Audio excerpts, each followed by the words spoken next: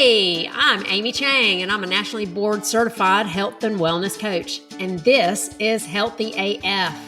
Here, we're going to bring to you all things health. You'll hear stories of people who have transformed their health and in the meantime, transformed their lives. We'll answer those burning questions about the newest health strategies, and we'll tackle some common roadblocks that my clients bring to me all the time. Lastly, we're going to talk to some practitioners who will bring to you different modalities that they're passionate about and how you could benefit from using those. So buckle in. We're going to be inspired, instructed, and have a little fun with Healthy AF. Hey there, everybody. I am so excited about this episode of Healthy AF. I've asked my friend Win Craft to come and share a little bit with us about his story. He has inspired me and really shown me some insights about mindset that a lot of my clients and myself struggle with. And so I'd like for you guys all to just welcome my very special guest, Win Craft. Hey, Win. Hey, Amy, how are you? Thank you for having me on. Oh, gosh. Yeah, it's such a pleasure.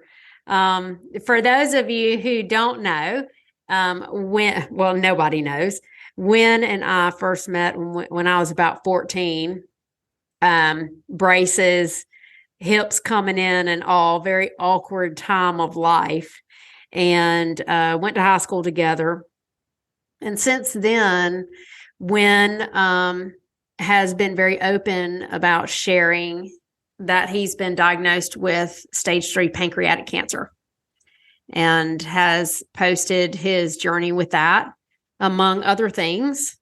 And I read those, and we've reconnected a little bit, and the things that he shares vulnerably and the insights that he has had and grown through, I couldn't pass up an opportunity to bring those to the world, really, whoever listens to this podcast, my clients. So here we are, ready to hear his story. So Win, from the deepest place in my heart, thank you for being here. It's my pleasure. My pleasure. Thank you. Yeah. So I did mention that when I was 14, I met you. And would you like to share how we met? Yeah. Well, I guess we met in school, but we took dance class together, I think is what you're talking about. Yes. So we were laughing earlier because at the time we took dance class, Dirty Dancing had come out. And so the popular it's craze. huge. It's huge. Yeah. Everybody knew Dirty Dancing. Every recital was going to have an angel lift in it for sure, and ours was no different. And being one of the only few guys in the dance class, I had to rehearse with all of you.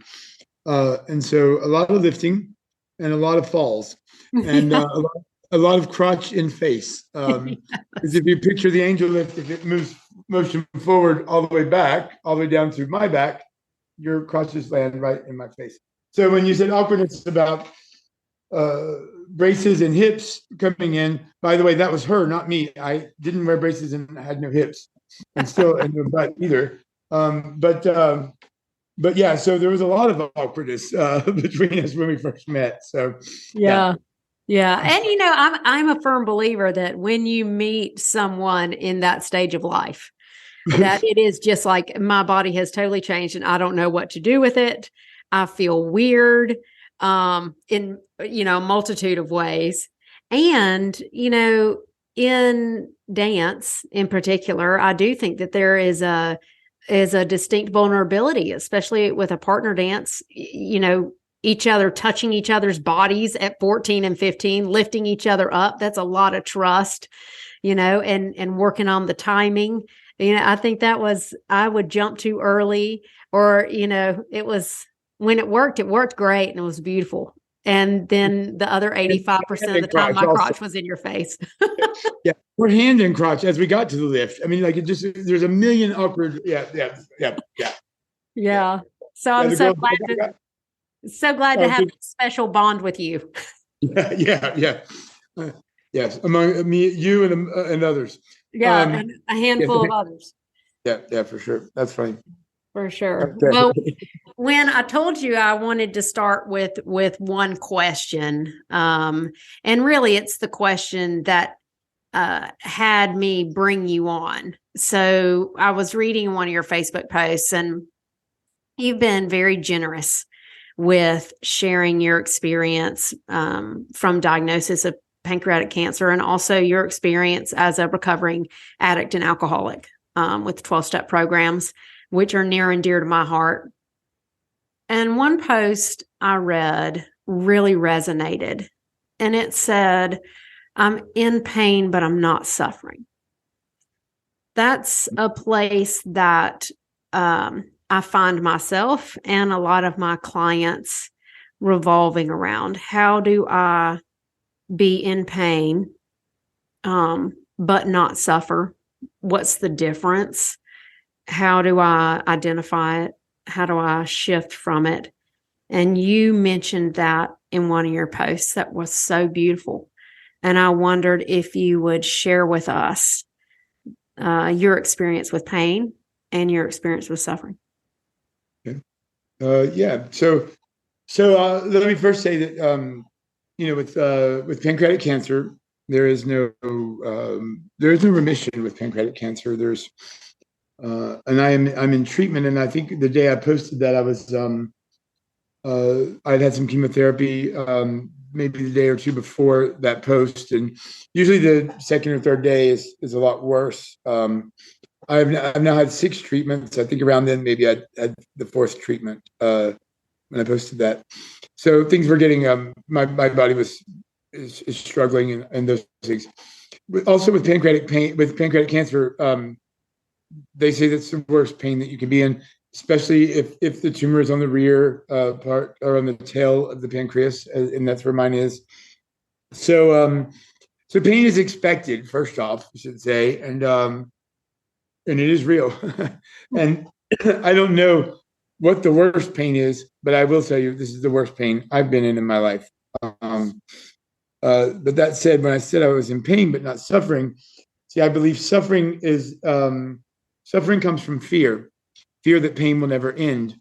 And so, for me, I don't live in a lot of fear, and that may surprise people, but the reality is my faith is strong. And I know that we're gonna talk about health, and we can't talk about health without talking about science.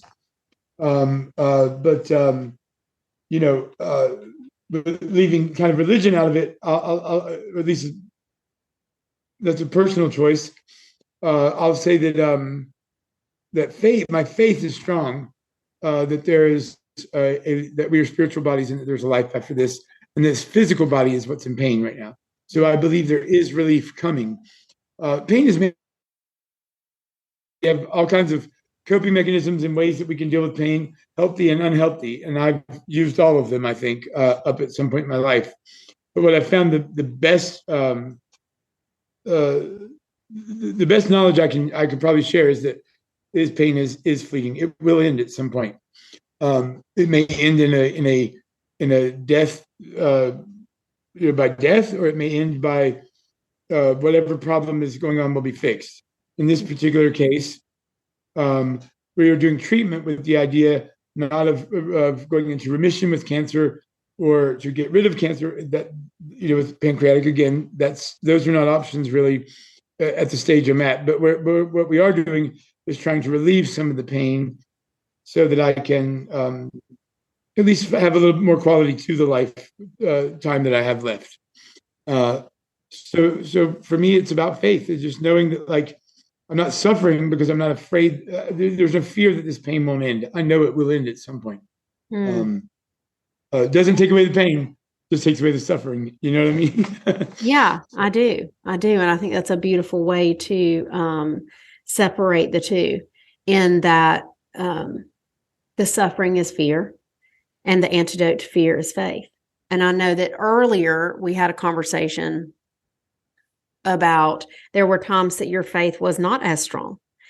If you look at by the way, when we talk about health, when you look at the wheel of health that Duke Integrative Medicine uses for all the health coach training, spirituality is one of the 6 realms on that wheel of health. So, again, you pointed to religion, and I think you said, like, we don't need to get into religion because what I'm talking about is faith. And yeah, that spirituality and that faith realm is what I'm hearing you say combats your fear, which eliminates your suffering. Right. And you mentioned before in a conversation we had before we started our podcast that you didn't always have that faith. And watching your mom and your grandparents die gave you a new perspective on that faith. Will you tell us about that? Yeah, absolutely. Sure. So what we talked about was, I held my grandmother's hand. I was 30 years old. I held my grandmother's hand as she passed at 95 years old. I was the only one there in early morning at Forsyth Memorial Hospital in North Carolina. And, I remember being there and I had felt her legs, and I could feel like her legs had gone cold, and were so she literally was sort of dying from the extremities in. And, so all of a sudden she was this sort of just flat body. With having known her for 30 years, she'd always been this sort of huge presence in my life. That presence didn't really go anywhere, just the body. So it just sort of, I didn't see it leave the body. I'm not saying that. I'm not saying I saw her sitting over in the corner of the room, although I could get to that later, where things like that have happened. But for that day, what I knew was that the life inside of her was gone. It had to go somewhere. That's the thing for me, is it had to go somewhere. Same thing with my mother when she passed. At first it was a numbness that came over, and this grieving process that had to happen. But somewhere along, as I kept myself open, I realized that she had sort of not gone very far. And so my faith in the things that she had taught me, and I'll say that through religion, and I grew up in a Methodist church, a church that would be one of many to eventually take stances. And I remember, like, I was 12 years old, and our church had a petition in the back to vote people like me out of church, people like me being homosexual. A whole nother issue we can talk about another day. Right. Plenty about that. But let's just say that, so I felt like religion had sort of pushed me out in different ways, but the thing that never did for me, and this is mine and my faith, and I should say that that's grown stronger. And we'll talk about that too, about the 12-step program and what that's done for me. But my faith is strong today in a power greater than me that I choose to call God.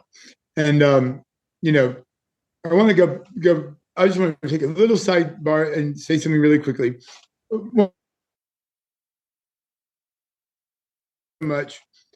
What color is that shirt? This is a simple little story, but he said, what color is that shirt? And I said, well, it's red. And it was a red shirt. And he goes, and you're sure that's red? And I said, well, yeah, that's red. And then I thought about it, and I was like, okay, wait, somebody told me that's what red was, and I believed them. And that's the simple truth. I don't know anything. So as we talk today, let me say to your audience, I don't know anything. So, but I know is my experience. And my experiences with my faith is that, as long as I stay open to something bigger, and that knowing that it's bigger than me, and that I don't know anything, I can believe a lot of things. And what I believe I is, absolutely love that paradox. And I don't think that I would have been able to roll around in life's mystery and paradox without that certain amount of faith, that you can both know nothing and have complete faith in something. Yeah, absolutely. I think for me, if I don't, I'm going to go do what I like to do. I'm going to take, I lived like I was dying for a long time. I'll tell you that. Like, what does it matter anyway? That kind of thought process. And I did, and that drove, in some ways, it was amazing because, I was a tobacco farming kid from North Carolina who hopped in the car with $800 to move to LA and took on the film industry and did had some pretty good success in that. It made me fearless in a lot of ways, and yet it also said that I'm going to do what I want to do when I want to do it and how I want to do it. And that did not work out so well for me always. So, and we can get to that. But like the ultimate thing in the end is to realize that, like, as I'm sort of going through what I'm going through now, is that, and all the things that I've gone through before, is my experience has shown me that there is something bigger than me, that absolutely I'm powerless in life. And with pancreatic cancer, again, I'm powerless. I have faith in doctors. I have faith in friends. I have faith in family. I have faith in I have faith in a power greater than me that I choose to call God. And it takes all those things for me to face this thing in the fearless way that I am. So when I say, Ben, like, again, I want to ask you right there, if you don't mind, I want to pin that. You do have that faith, and it's very clear that that is the way you lean in. But there was a time that you didn't have that faith. Will you describe to me what specifically you feel like that faith has given you in this particular health crisis? Yeah, well, in this crisis, it's allowed me. Okay, what it's done for me is this: my body is wearing down, like it's happening. It's not just about hair falling out from chemo. It's not about energy that's lost from the therapies themselves. What's happening to me is a physical body is dying out. I mean, it's dying. It's dying. That is the science of it.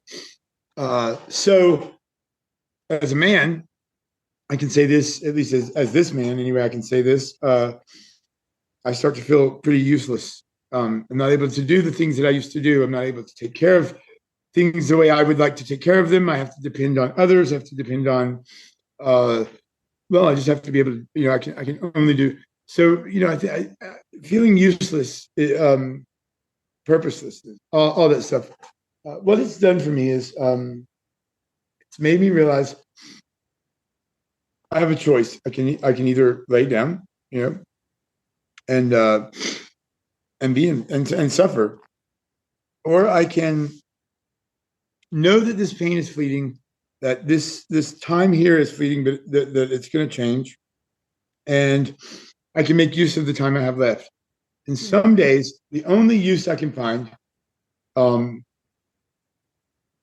guess I should say this. So, like when talking about pain, there's all kinds of ways you can manage pain.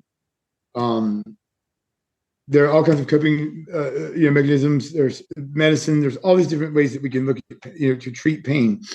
The best thing I've ever found to treat pain is to help someone else in pain. And so how can I do that with a body that's failing me? That's a mind that at times is doing that.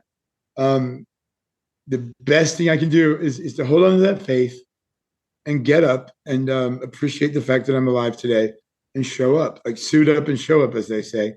And so what I found by doing that, and I do work a 12-step program, and I'm active in that. And I have friends and family that see me getting up every morning. And like I said, like you said, I talk about it on Facebook. I share the experiences. I have other friends going through cancer treatments right now.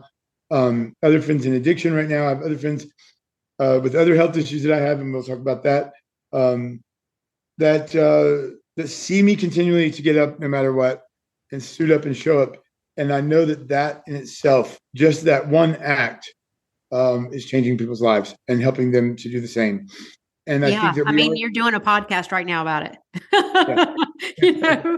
That's another way that you have contributed to me today, certainly. And I hope to hell anybody listening is being contributed to and inspired. You said something that I wanted to bring to the forefront because I think that it's important. You said that you choose. you wake up and you choose.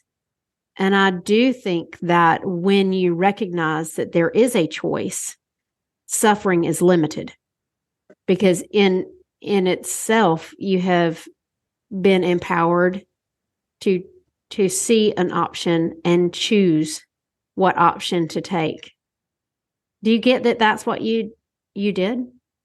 Yeah, yeah, absolutely. It was not all that long ago. I had a what I would say is a spiritual awakening, or an awakening of some kind, or one of those aha moments, as Oprah liked to call them. Where a friend of mine was reading from that 12-step book that we use about Big book. Yeah, that one. Love the big book. Yeah, so my friend was reading where it's we are the maker of our own misery, but he was discussing. He said, well, we make our own problems, and I thought this was right after I'd found out about the diagnosis, and I thought I didn't make pancreatic cancer, and then it hit me. It was like, oh no, that's not what he said. He said we're the maker of our own problems. Pancreatic cancer isn't a problem unless I make it a problem. It's just another experience that I can go through, I can learn from, and hopefully use to help others. And if I look at it that way, it's not a problem. It comes with some issues, we'll call it that. But one of them being that when you're doing chemo, you lose your hair, and you lose even your nose hair. And so when your nose runs, as it's doing right now, you have to take a bloody nose. Hold on. Yeah, excuse me. No, because it just drips out. Let me tell you, you're standing there talking to people, and your nose just runs and drips right like down your face. You don't even realize it's happening sometimes. So let me tell you, it has issues. But they're only problems if we make them problems. You know what I mean? Like, so it is all about everything centers in the mind.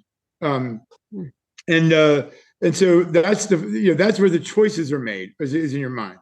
And everything else, the other things, I'm powerless over I'm powerless over the outcomes of what's happening, with my body. I can't control that. Can I treat pain? Yes, I can choose to treat it. For me, many times in life, pains were treated with alcohol, with and I always say I'm an alcoholic whose disease progressed to a needle in my arm with methamphetamines. Life went dark for a long time, but I wasn't. Here's what I say: it was a solution. It wasn't a good one, but it was a solution. It was a solution to pain. It was a solution to boredom. It was a solution to a lot of things in life. But it was a bad solution. It was a costly solution. Extremely costly solution. For a time period, it cost me relationships. It cost me home. It cost me everything in the end. It did, except for my faith and a little bit of hope. So that's about all I had left when I hit that bottom, as they talk about.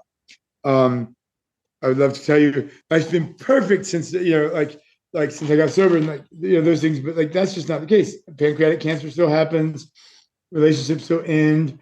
Lots of things happen now, but the difference is my choice and how I'm going to look at those things and how I deal with them.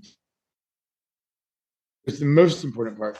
Am I going to carry them with me and let them and suffer through them, with them forever, or am I going to turn that in the ways of helping others and being finding purpose again in life?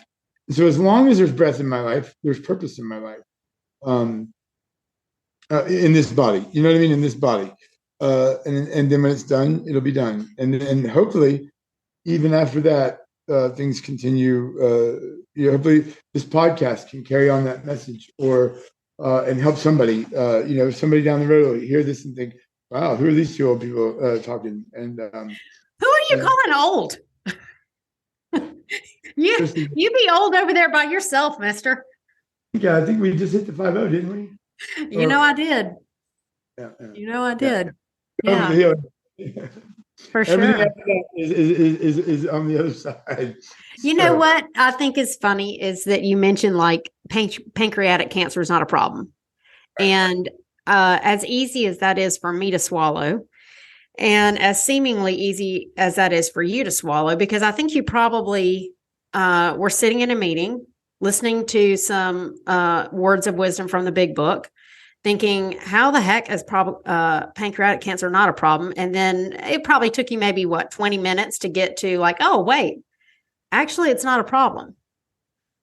There are I think that concept is huge for people. And I can just list off, and I wonder if you would too, all the not problems in your life. Let's just go maybe for 5 each.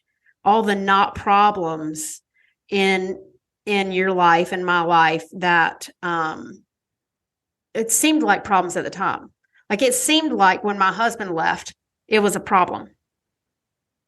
Not a problem. Yep. It seemed like when my thyroid gland stopped working, it was a problem. It's not a problem. It seemed like when my kids forgot to put on their shoes when I was taking them to school. I swear to God, that happened like 3 or 4 times. How do you not get your shoes on when we're getting in the van to go to it's not a problem.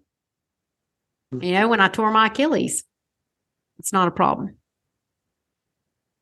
All of those things are not problems. When Daddy died or got diagnosed with dementia, it's not a problem.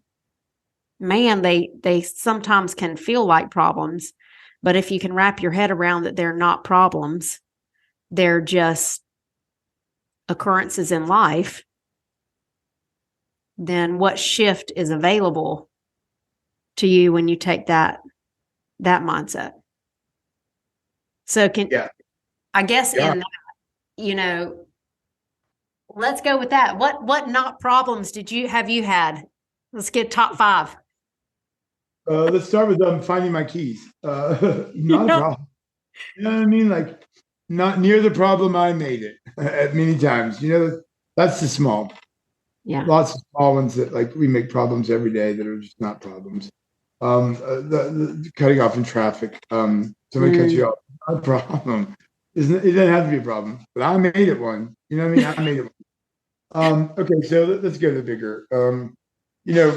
I grew up in a and I love my parents, but I grew up in an extremely abusive household. No alcohol and drugs. Righteous people, hardworking, had their own issues, and it seemed like real problems. I grew up in real problems. They were only problems because I let them continue to be for years. Years. I moved to California when I was 20 years old, to East Carolina, and then I moved to LA to work in the film industry. I came home once a year, and I blamed the people that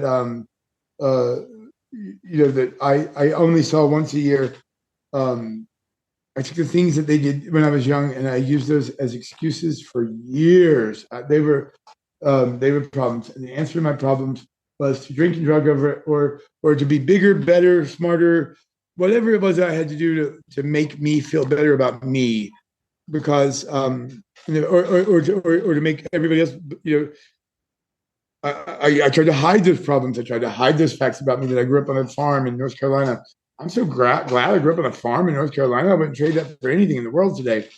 All of my experiences, there's no regrets.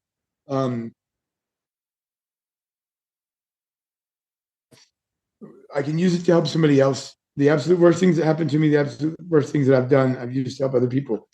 They're not problems anymore. But at the time in it seemed like a problem. Having the money to, getting the power shut off, a problem. It seemed like the hugest problem in the world. How would I ever, losing everything? You talk about the list of 5. I could do this all day.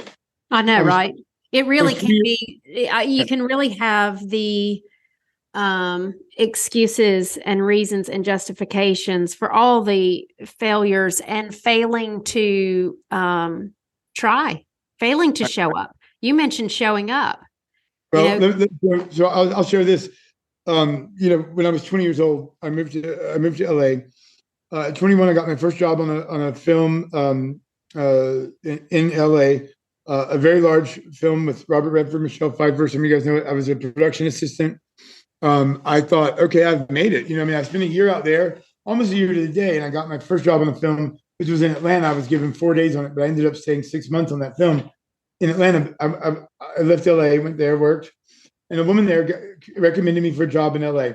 So on Up Close and Personal, and I went to work for this lady named Nancy. She took a chance on me and hired me, and so here I am. I went to pick up film in Hollywood.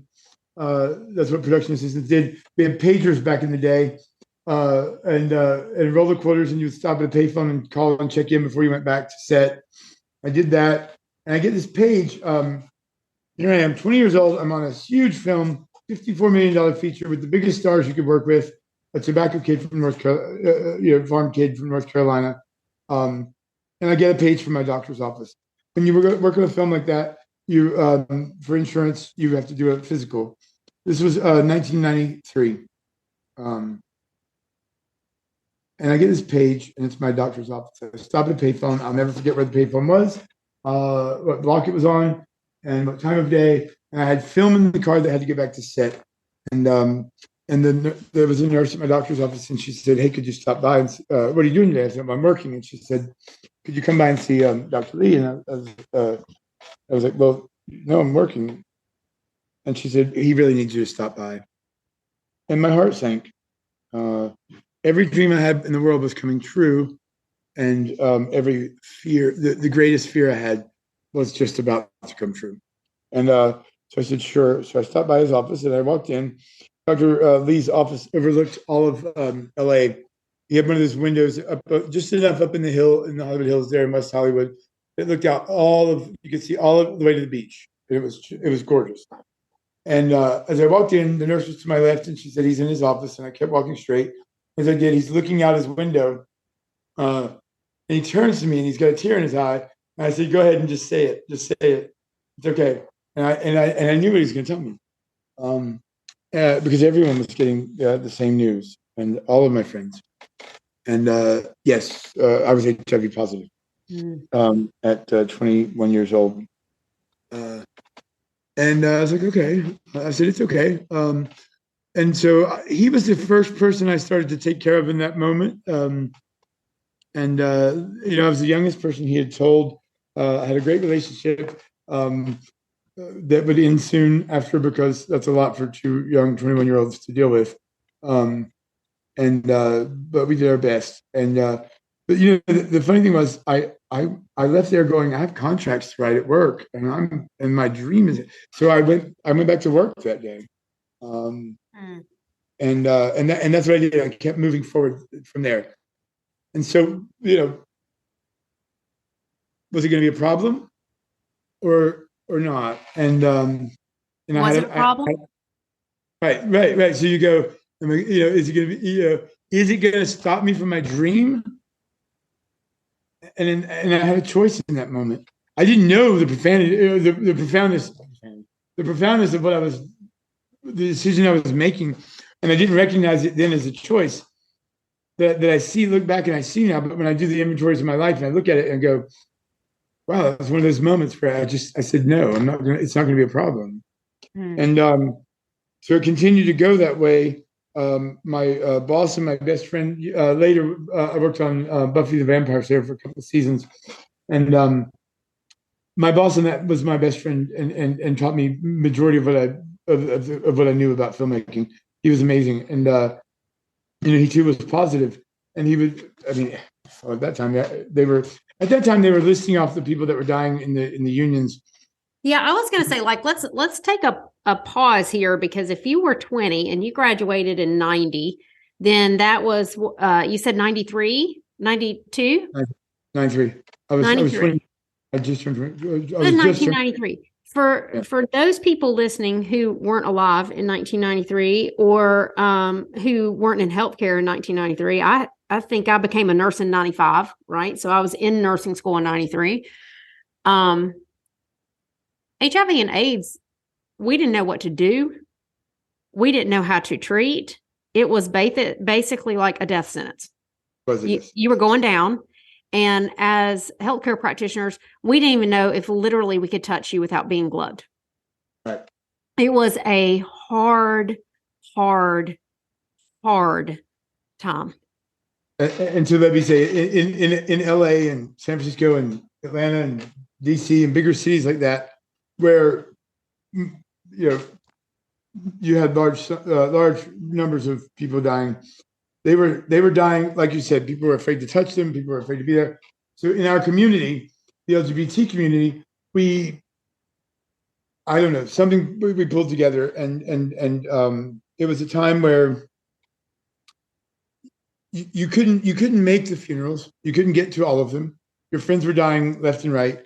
And in the back of like Variety magazine and Backstage West magazines, they would list all the union members from the film industry that had died over that week.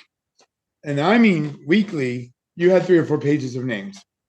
So your colleagues were dying. They were letting anyone into the unions. That would show up later in the quality of films for a while. But at that time, you just took care of each other and you did your best. And so AZT was the option at the time, the drug AZT. And it was I carried 4 or 5 pair of underwear with me to work. And the headaches were so insane, you couldn't hardly concentrate to get anything done. Why did you carry underwear to work? Because the AZT would make you sick, and you would mess your pants. And I didn't know that. Awful. It was awful. So that was no way to live, and I just chose. I said, forget this. I'm not doing it. The AZT is what's. I believed that it was, and I don't believe. I'm not a conspiracy theorist. I don't know, but I think they were trying to figure out how to help us. That's what I believe. Now this is me, but I don't think anybody was giving us a drug to kill us. I think they were giving us the only drug they had, and it worked enough to maybe get maybe somebody through. Maybe I was one of those people. I listened to my body though, and I knew that it was tearing me down. And I was like, this is not worth it. I choose quality of life. And my best friend and boss begged me to take that medicine, and he took his religiously, and he died. And so I chose quality and got quality and quantity. He chose quantity, and it didn't work out. You know what? And there again is the powerlessness. Well, and I'll tell you, it became a problem because survivor's guilt was something very real in my life and drove my addictions more than anything. Why did they let me live? He's the one that wanted to. I just wanted to live like I was dying. Yeah. And so all I know is that listening to my body at the time probably saved my life because eventually better drugs came, and I don't know why I was spared long enough until they came, but that's what it was. So and today I don't question that why either anymore. I've stopped asking why will get me drunk. I was going to say, when did you learn to stop asking why? Because you're right, that's a big one. Like, why did I not take the medicine and survived? Why did he take the medicine and live? And I'll tell you, when I look back on my nursing career, just the 2 years I spent in the cath lab, we had a 50-year-old dude come in. He didn't have really any bad symptoms. We thought he was going to be fine. He's supposed to get married next day. Did a cath on him. His coronary arteries were clean. Sure as shit, he fucking coded on the table and died. Then we had another dude who was, an older gentleman. He had some significant blockages. We coded him for, I don't even know how long. I don't know how many of his ribs during chest compressions. Because, you go for 45 minutes, you're going to break some ribs. I wondered if we had done him a service, and I wondered if he was going to have the brain home. And sure shit, 3 weeks later, cardiologist had said, hey, remember that guy? He's being discharged today. So I went up to see him, just to see him.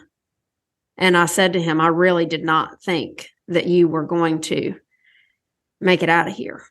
And so for me, when I think about listening to your body, when I think about faith and science and how they impact and revolve around health, you don't know. You really don't know if you take your medicine, is it going to protect you, or is it going to be something that actually you don't need?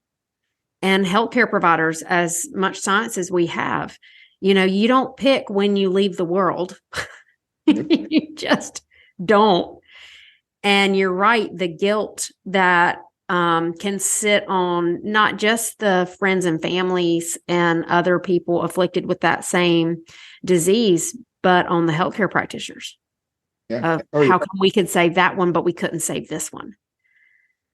So when did you learn? Because that's a skill when that's protective, not just for addicts, but for all of us. When did you learn to give up the guilt?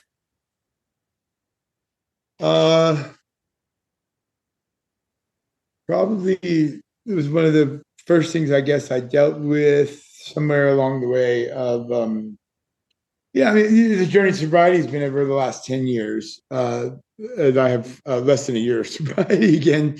But so let me don't sound like I know a whole lot there either. But let me say this. Um, we start to look at ourselves, we start to take personal inventories, we start to assess and look back at our lives. I had to realize it didn't matter why I was still here; it just mattered that I was still here. Mm. Why was, I had done the poor me. The why. How could God give me the parents He gave me? I love my parents. My parents were good parents, and as best, they did some bad things, and they weren't the best parents. Maybe I don't know. I don't know what a good parent looks like. I'm not a parent, but what I am is you mentioned your dad had dementia, and my dad has Alzheimer's. So he's in memory care now. When I went up to clean up his home and get him into memory care, uh, my dad's forgotten everything that he ever did, and I realized that those resentments I was carrying, I really was the only one carrying them, and the only one that was the only one that was making sick. Yeah. But so all the why he did what he did is gone. There's no way to know now. Like that helped. That helped me look at those whys and realize what they were doing to me. Why did I live? Why did I get it in the beginning? Why was just keeping me sick? Because I don't know. There's no way until I know. I don't know. It's the wrong question. Yeah, it's the wrong question. Like at some point you realize the why is the wrong question. Like you can learn what you can learn. Like, half of my job, actually, I'll say more than half. I'll say that probably 75% of my job is helping people reflect. So Right. that's like looking back, what can we learn? What can we scrape out? What can we get, what really worked well? What really didn't work well? What do we need to tweak? Move forward, move forward, move forward. And as a patient, that's absolutely necessary that you be honest with your healthcare provider, whatever type of healthcare provider you are. If it's about nutrition or if it's about this, tell them everything you eat. Like be honest about it. Don't hold back and don't be hiding no ho-hos. Tell them the truth. Because a lot of people have said throughout this whole cancer thing, well, sugar feeds cancer. I'm like, well, good, because it's hungry. And my doctor said to me, eat because you're gaining weight, and most people don't gain weight during this process. You know what I mean? Like I have not lost my appetite yet because I eat what I want or what sounds good. And I've had to figure out a few times, like one day I wanted some Sunny D, and I thought, it'll be good. I want it. No, Sunny D with pancreatic cancer. Oh, Lord, it made or with chemo anyway, I should say. Oh my God, it was the worst of the nausea I've had because it added in the acid reflux with the nausea. And it was painful. No, but I can tell you that as a pancreatic patient. Nobody else can tell you that, and you're going to believe them. I mean, I'm telling you, like that's the thing. Is like, but I can, I can learn from this, and I go to a cancer group, and this practice tomorrow, second Friday of the month, and we talk about those kind of things where we can share experience, and we know, like I can trust someone because someone with liver cancer or lung cancer may not have the same problem I have with like certain. That important for me to talk to my nutritionist about what type of cancer I have, what's going on, what drugs am I taking, what chemos, all those things. If I'm going to someone for uh, uh, weight training, I need to let them know what injuries I've had in the past, what's going on with my body before I begin, so we know what kind of the right treatments to have. So if you're not honest, it's not important why, but it's important what. It's important to know where I've been and what they need that information. Gosh, I almost feel sorry for mine sometimes because I'm like, okay, that hemorrhoid 2 days ago when I pooped, it really hurt.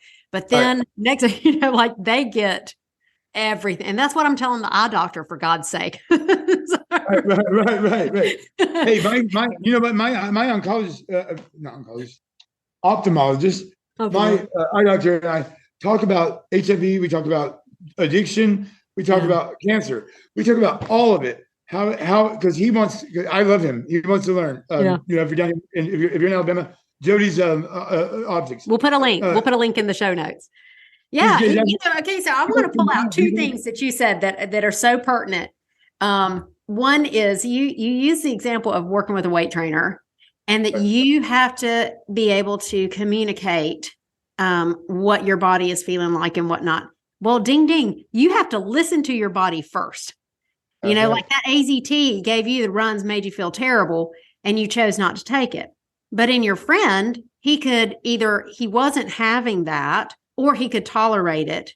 And that's okay. Like even medicines in the exact same disease in two different bodies may work differently. So if you can't listen to your body and then communicate that to your partners in health, be it a trainer, a health coach, a nurse practitioner, a physician, you know, your acupuncturist, your massage therapist, you know, whoever is there in partnering you in your health, then really, you know, you're hamstringing what they can do for you. And then you said, we talked about this the other night when we called on the phone, was the faith you have in your care providers. Right. Now, I'm not saying you should just go and have blind faith in all your care providers, but what I am saying is that if you find that you have a care provider that you do not have faith in, right, you probably have the wrong care provider for you. Well, so let me say about my friend.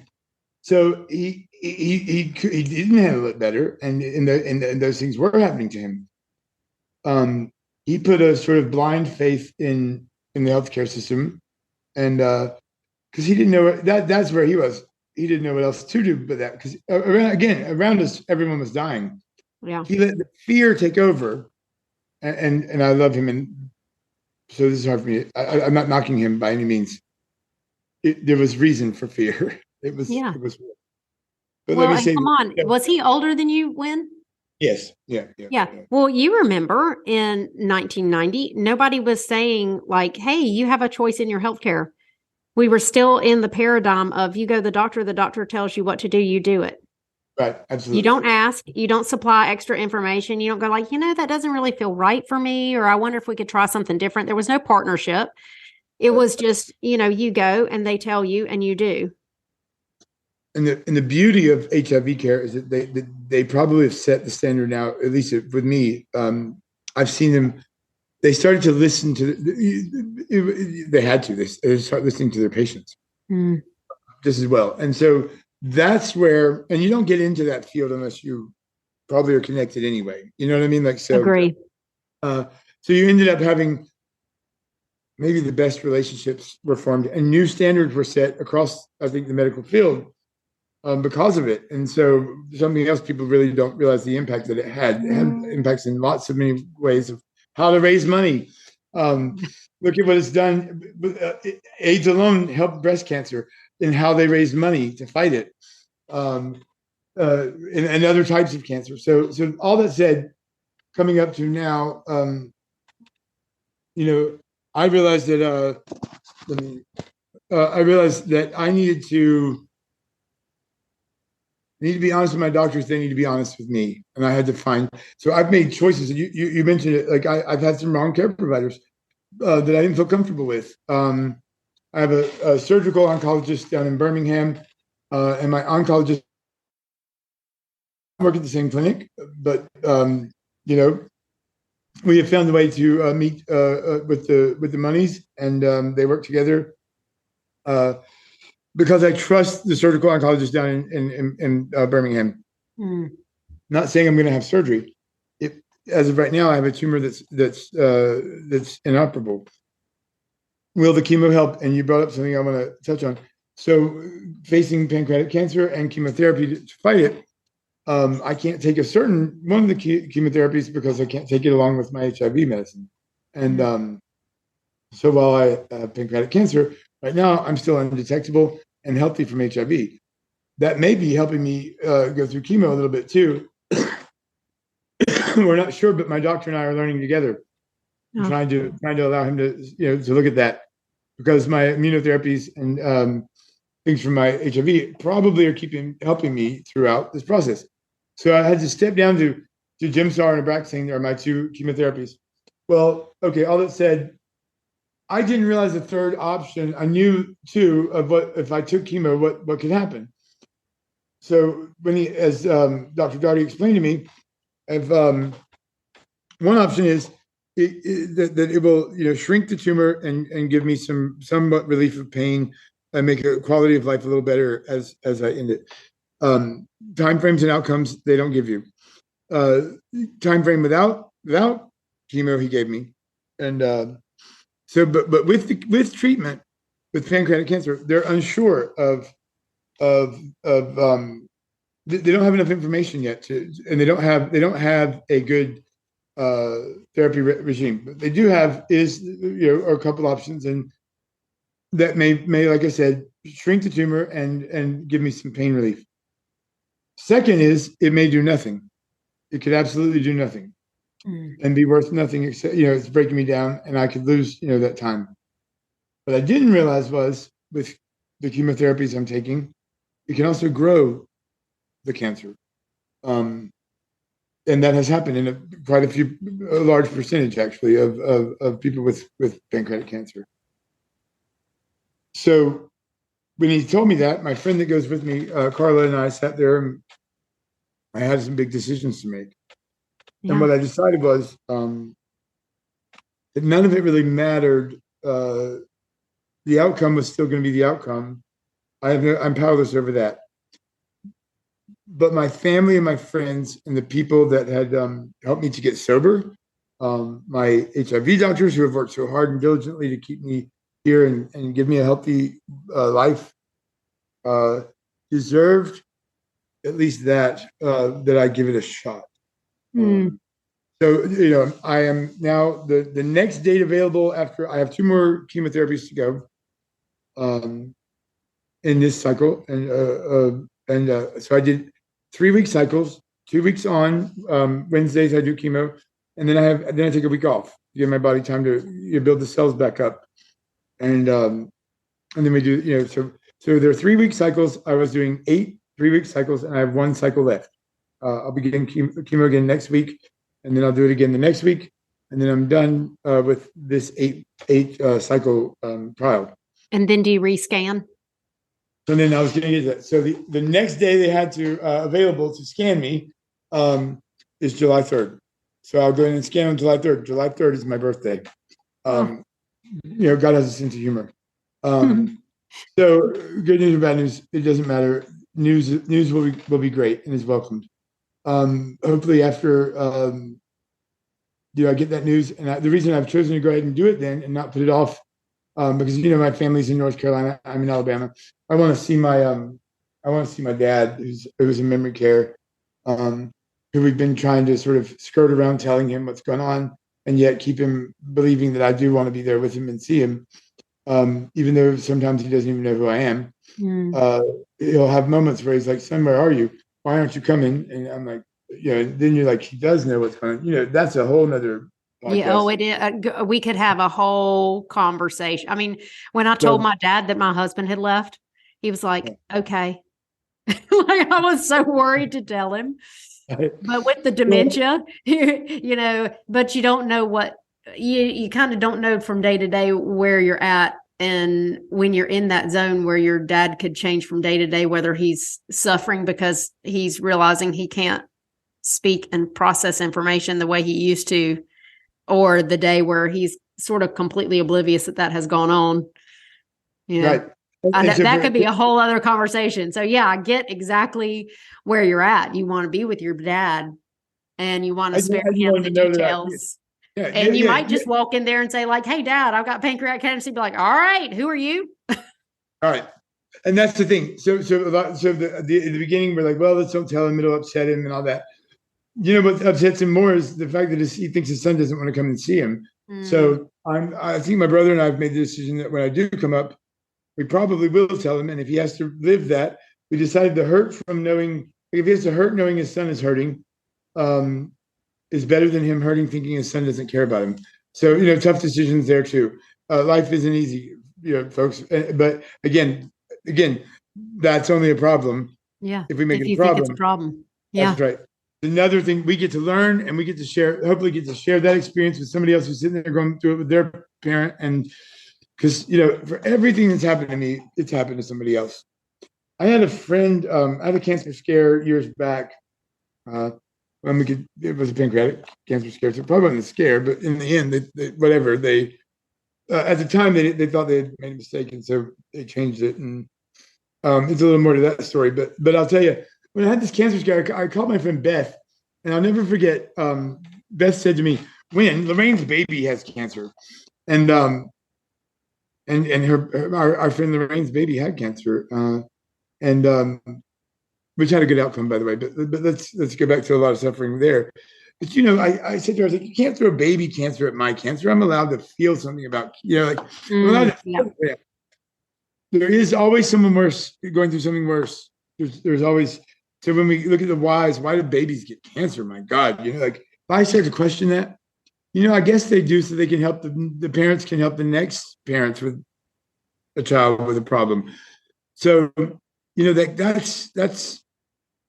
I don't know in the end anything, but I believe the lesson to be learned is to love each other, just simply to love each other and to help each other.